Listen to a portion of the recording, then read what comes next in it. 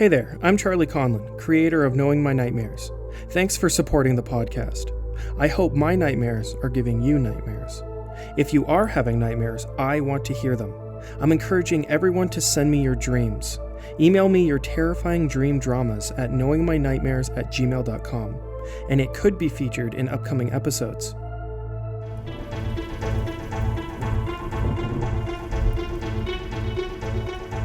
Hi there, I'm Logan. And I'm Lindsay. And we host the new podcast Folklore on the Rocks, where we talk about folklore and lesser-known creatures, cryptids, and monsters from around the world. So when we say lesser known, we mainly mean that we won't be covering creatures like Bigfoot or Nessie or Chupacabra, just because they're discussed so often, and the world just has so many other awesome options to draw from. Every 2 weeks, we will be diving deep into the legends and culture that surround a specific creature, and getting a little bit tipsy while we do so. But don't worry, we do our research sober. On the weeks in between, we're going to be narrating and discussing folktales.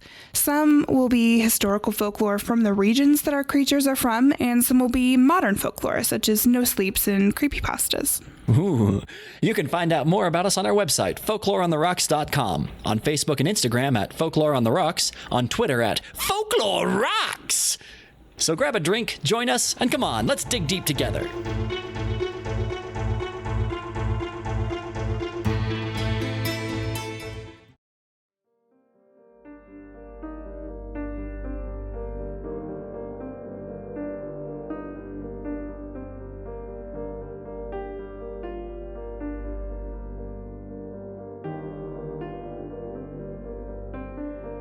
Dreams can free us from the stresses of our waking life, making our wishes a personal reality for a brief moment in time. However, the state of your waking life directly affects the dreams or nightmares you experience. Often we get caught up in the routine, not allowing ourselves to take a moment and relax, and sometimes it can feel we are a part of an assembly line in the factory of life.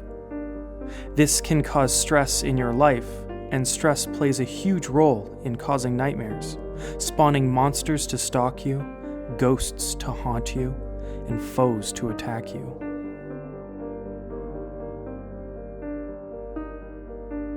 A lot of the time we forget the dreams we have. We wake up in the morning and think about the dream, then without a moment's notice we forget it completely, and only sometimes remembering fractions of it later in the day. There are reasons why you remember certain dreams over others. One being that the dream images themselves are weak and insignificant, and your brain just sees them as unimportant information and forgets about it.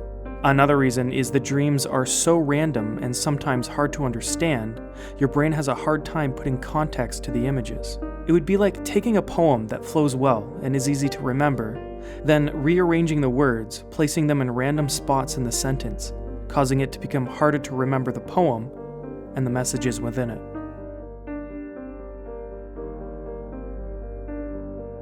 Then there are dreams we never forget. Dreams we had when we were very young that have stayed in our memories throughout our entire lives. We remember these dreams for so long because they've impacted us emotionally, whether it was something that made you laugh, angry, or cry. Another reason is if the dream images were very strong.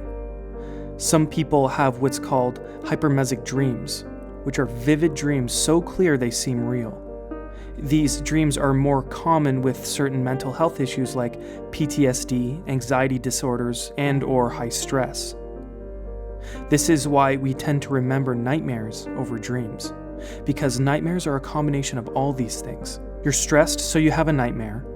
Then the nightmare itself is vivid and filled with images that shock you to your core, branding to your memory, and these memories stick with you throughout your life.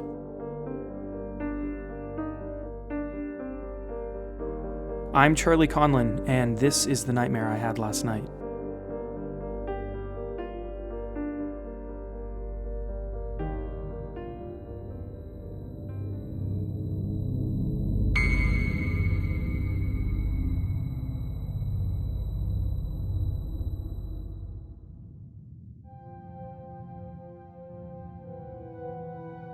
When I awoke inside my nightmare, I was on an old train.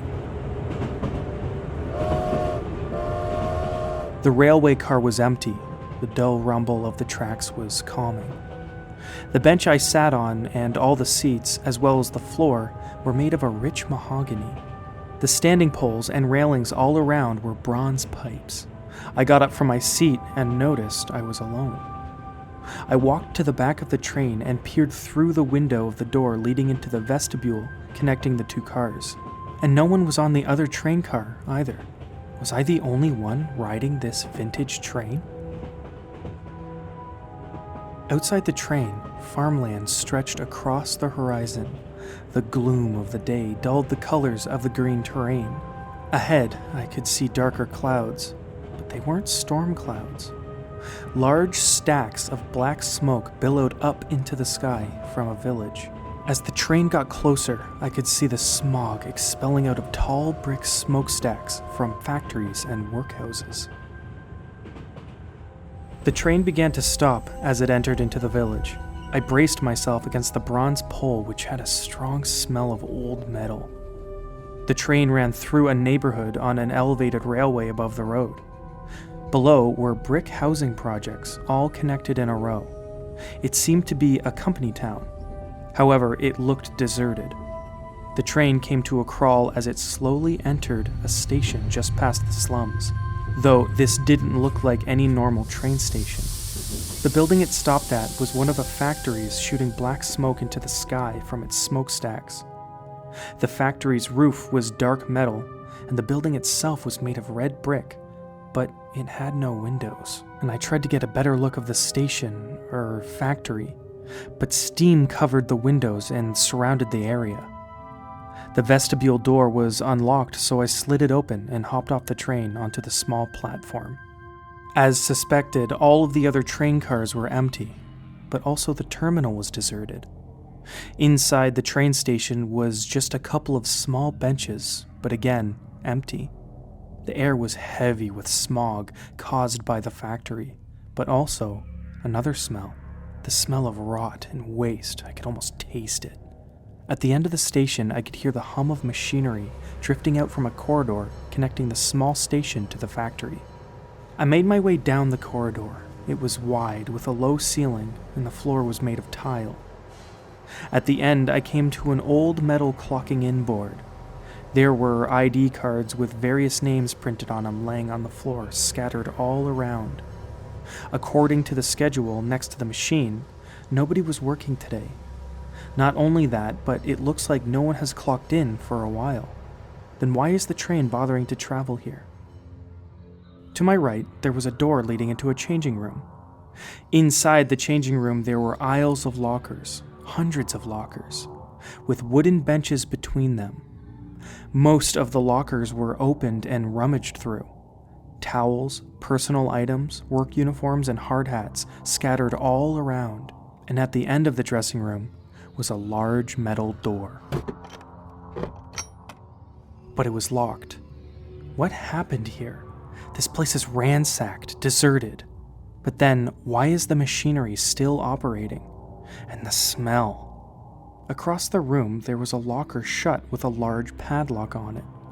It was made of heavy metal with an old skeleton keyhole.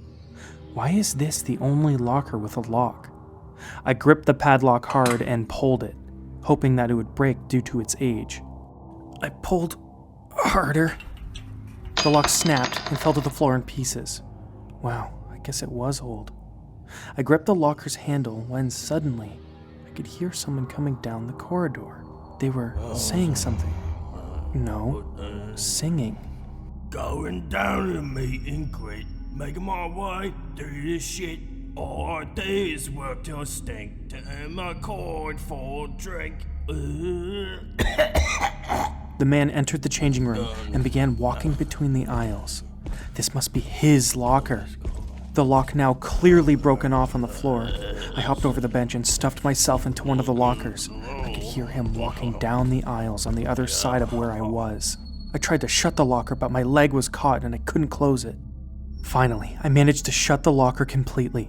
My breath was heavy, so I tried to stifle it with my hand. Through the slits of the locker door, I could see the man walk across the room and to the locker where I had broken the lock. He was large, bald, wearing no shirt tattered denim jeans, and very large boots completely covered in mud. He was smoking a cigarette that filled the room with a stale smoke. I couldn't see his face, but his back was sweaty, with a fine layer of grease that matted down his white back hair. Going down to the meet and greet. Take him up. What the fuck? Hey! Hey! Who's here?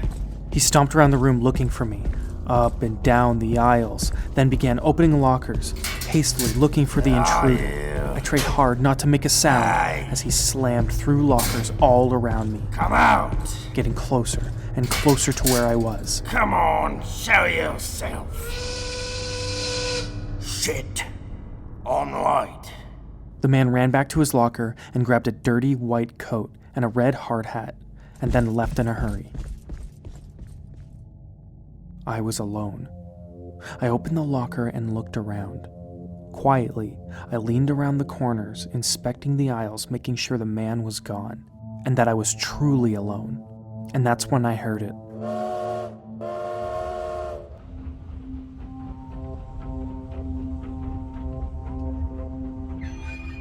The train was leaving the factory. I was now stuck in this hell with someone who intended to do me harm.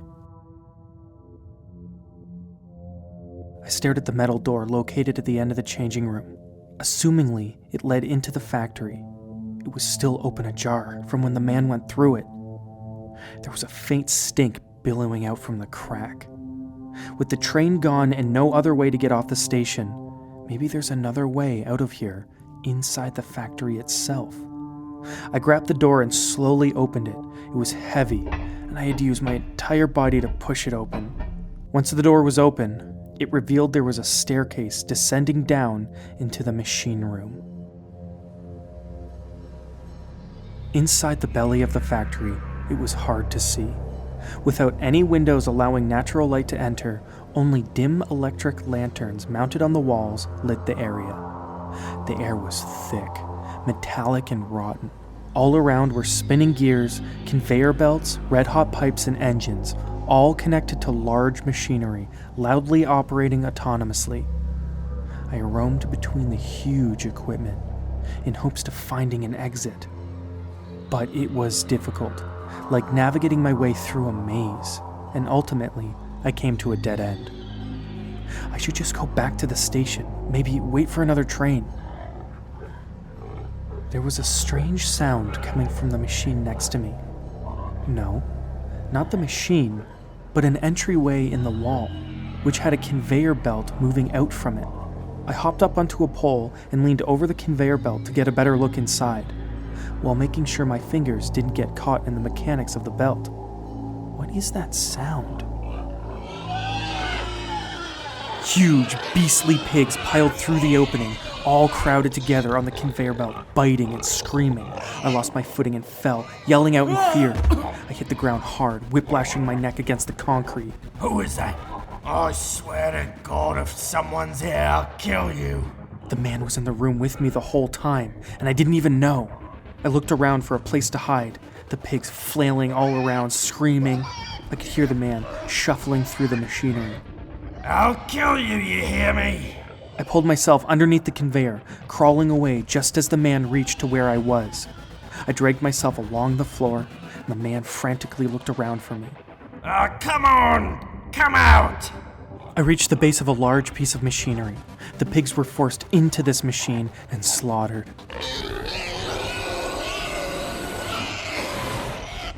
Their screams shot into the air while their blood pooled into the drains. The man was coming back, looking all around. I tried to get out from under the belt, to the other side of the machine, but my shirt got caught in the gears. The engine quickly pulled me in and caught my shoulder. The gears ripped into my flesh. I tried to pull away, but got my hand stuck in the act. I kicked off the machine and rolled away. My right shoulder was torn and my left hand was shredded. The pain was incredible. I ran through the machinery fast, unsure of where I was even going. Hey you! Stop! At the end of the warehouse, I found a hall and entered into it, making haste before this belligerent man caught up with me. I opened a door and threw myself in and slammed it shut with my foot. I laid at the top of a metal staircase, cradling my wounded hand. Hey. The man wasn't far behind. I could hear him checking every room and closet. I knew he would reach me soon, so I hurried down the stairs, descending into the basement. The smell here was worse than ever. A sour flavor of shit and blight. At the bottom, I was stunned at what I'd found. In a huge underground cellar that spanned for miles were pigs. As far as the eye could see, thousands upon thousands, all massively crowded together. I almost passed out from the smell. I know you're down there. I'll get you. He was here, at the top of the staircase. I ran toward the hogs and hopped over the moldy wooden fence which kept them in. Inside the pit, I shoved my way through the crowd of giant swine. They were aggressive, biting and attacking each other, some already dead. Then a huge sow rammed into the side of me, knocking me to the ground. It began biting my leg hard. Others joined in, biting and tearing at my flesh. These hogs were hungry, and I was their dinner. Hey, where are you? The man's voice carried across the cellar. The pigs quickly scurried away from feasting on my body. I jumped to my feet. From where I was standing inside the pit, I could see he was coming down the stairs with a flashlight. Frantically looking around in the sea of pork, I realized there was nowhere to hide. So I got down on the ground and pushed between two hogs and buried myself in filth. The man entered into the pit and began casing the pen, looking for me. Nowhere to go, so come out. I lay motionless in the dirt, barely able to breathe. My shoulder and hand burned with infection as the dirt seeped into my wounds. The man forced his way through the swine and was upon me. He stepped directly on my shoulder with his huge steel-toed boots, unaware that I was even there. He swung his light back and forth, shining across the sea of sow. I tried hard not to make a sound as his boot dug into my painful shoulder, driving the muck even deeper into the wounds. What?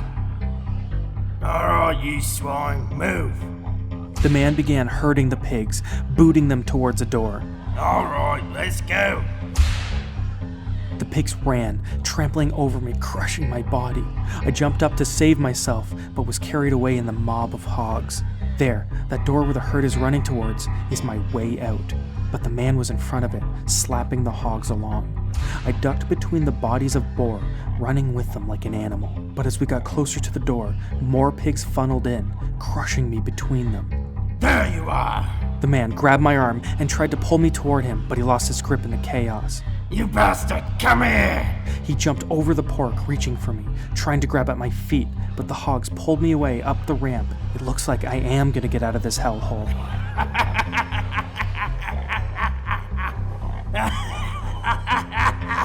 The man was laughing hysterically. I could see him at the bottom of the ramp, waving me goodbye.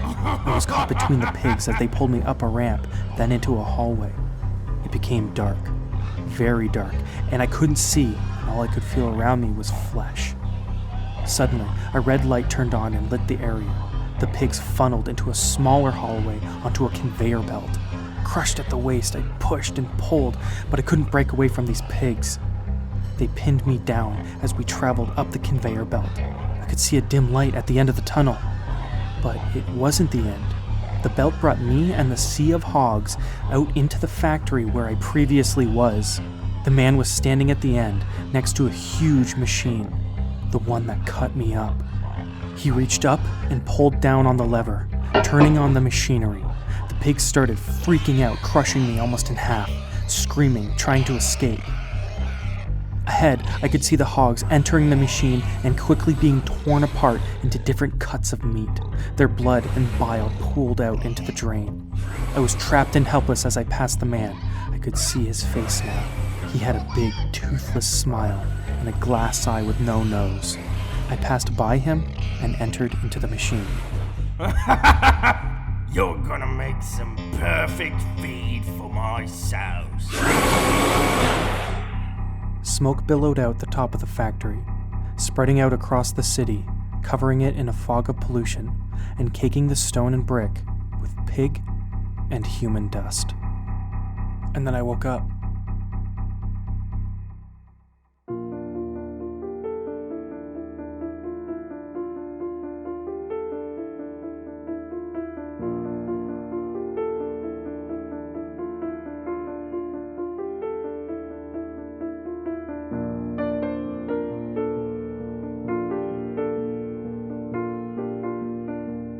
Your subconscious has an interesting way of letting you know that you may be too stressed, showing you that your mind and body is murky, filled with dirt, pollution, and negativity.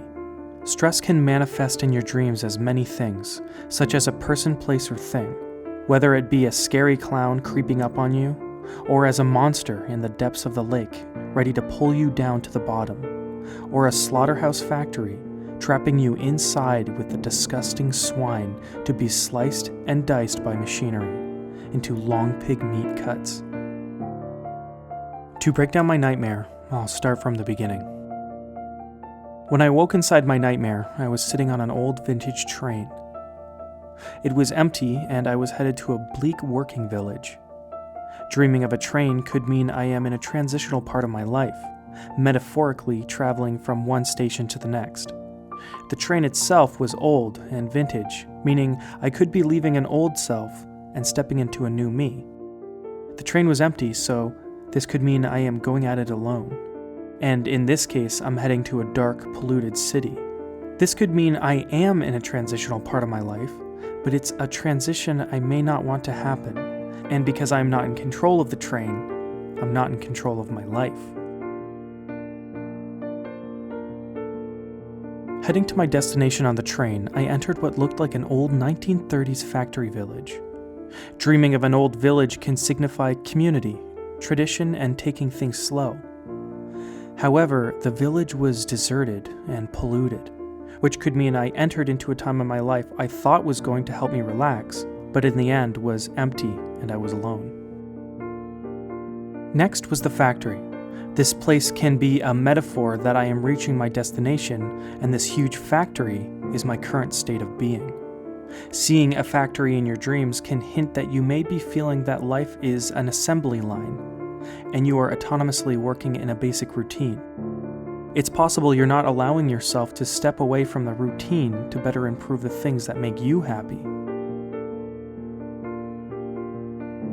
Inside the factory, it was seemingly deserted at first, but the machinery was operational, and the rotten interior was filled with hogs deep down in the morbid cellar. This cellar could be mirroring my own subconscious, and the disgusting state of it could be the accumulation of stress that is built up over time. Dreaming of a factory can sometimes refer to automatic functions of the body, such as breathing and digestion. So not only could this be my mind and subconscious, but possibly my diet. Eating unhealthy can directly affect your body and mood, and ultimately, your mind. Inside the horrible slaughterhouse were pigs ready to be torn apart for meat. Dreaming of pigs can mean that you are neglecting the spiritual side of life and becoming negative and inappropriate with others.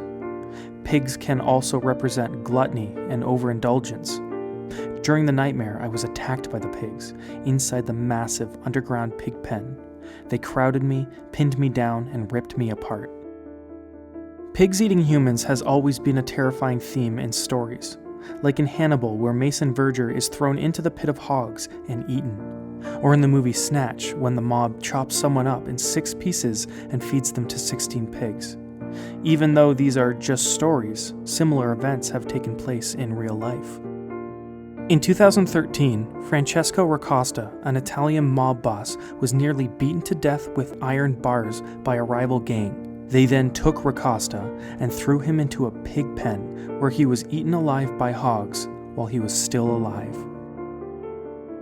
Another example is the man named Robert William Pickton, who is a Canadian serial killer known as the Pig Farmer Killer. Robert Pickton, or Willie for short, was a farmer and a butcher. He owned a huge farm in Port Coquitlam, which is 27 kilometers east of Vancouver. Willie would abduct sex workers around Port Coquitlam and from Canada's famous Highway of Tears, which is Highway 16 located in Vancouver between Prince George and Prince Rupert. Robert would assault these women, then butcher them the same way he butchered his pigs, and feed the body parts to his pigs, or bring the remains to the meat processing plant, processed into various meat products and sold in stores to the population. He was arrested in 2002 in the connection to the deaths of missing women. Then, in 2007, he was convicted on the second-degree murders of 6 women, and later an additional 20 women. He was sentenced to life in prison with no chance of parole for 25 years, the longest sentence ever handed down under the Canadian law. Later, Picton would admit to even more murders, bringing his total to 49 women. Robert Picton was disgusting, an evil serial killer, greasy with the sweat of pig shit and animal guts, much like the man running around in the slaughterhouse in my nightmare. Seeing an aggressive person in a dream could be a sign that you are in some sort of conflict in your waking life. If the person is filthy, it could mean there is something or someone that makes you feel dirty or guilty. The man was running the machinery alone inside the slaughterhouse, ready to butcher swine and ultimately me along with them. To see machinery in your dream suggests that you are too mechanical. But since I was torn up inside the machine, it could mean I am being forced to be mechanical, and I am not used to it, or it doesn't suit me well. Dealing with your stress should never be ignored. It's important to face your problems head-on, because if you let your mental health slide into a deep pit of a disgusting basement, you might just find yourself a part of the machine that chops you up and spits you out. So if you are in a transitional part of your life, it might be a good idea to stay on the train and not get off at the first stop.